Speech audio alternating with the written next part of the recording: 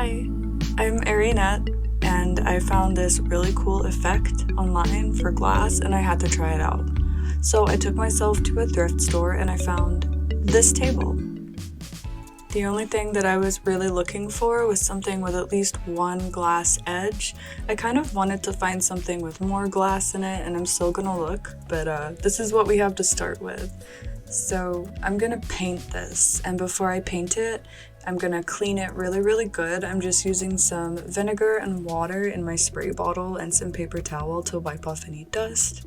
Oh, this table, it has these deep ridges in it all the way around, so what I did was I got a skewer and then I wrapped the pointy end of the skewer with paper towel and used that to clean the inside.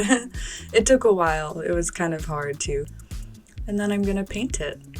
So I keep using the same pink color. There's this series of pastel kind of chalk paints. I think they call them like chalk or something, but they're not chalk. They're just like muted pastel colors. So this is the pink chalky pastel paint that I keep using. It's in a bunch of other videos I've made. You can see it on my TikTok, where I have a TikTok pinned where I painted the vents in my room. I keep that one pinned at my profile. So I like to use a couple of layers of this. When you're painting furniture, even walls too, don't stress out too much about your first coat being a little bit uneven. The first coat is usually a little bit uneven, and then the second coat, it all comes together. So don't stress out and spend too much time on that first coat. Here is the most time-consuming part of this entire project. I decided that I wanted to do my best to fill in these ridges with some white paint. I knew that you wouldn't be able to see it in the finished product, but I still wanted to do it anyway because I had a feeling that if I didn't do this, those ridges would be like dark lines still in the finished product. So this took the longest amount of time. I used a little paintbrush.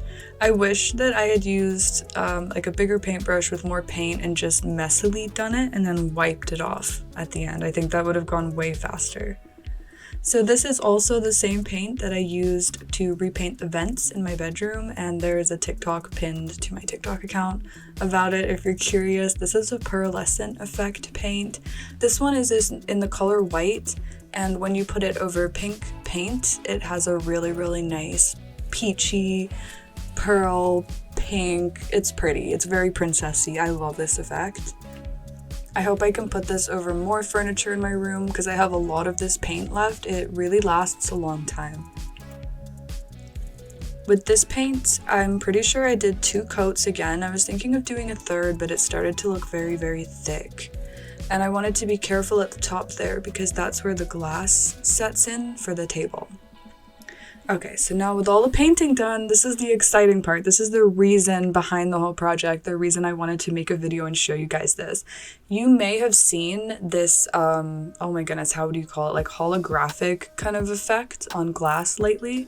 And I've seen furniture that's being sold with this effect, and it's very expensive. In particular, there are these like little tables, and I think they're just like plastic acrylic, and then they have this film over the glass. And I did my research and I found out what that film is called, and now you can have that at home for anything you like. And here it is. This is called dichroic film.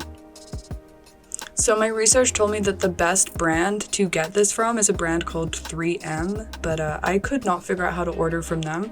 So I just spent like $12 and bought a roll of this from Amazon.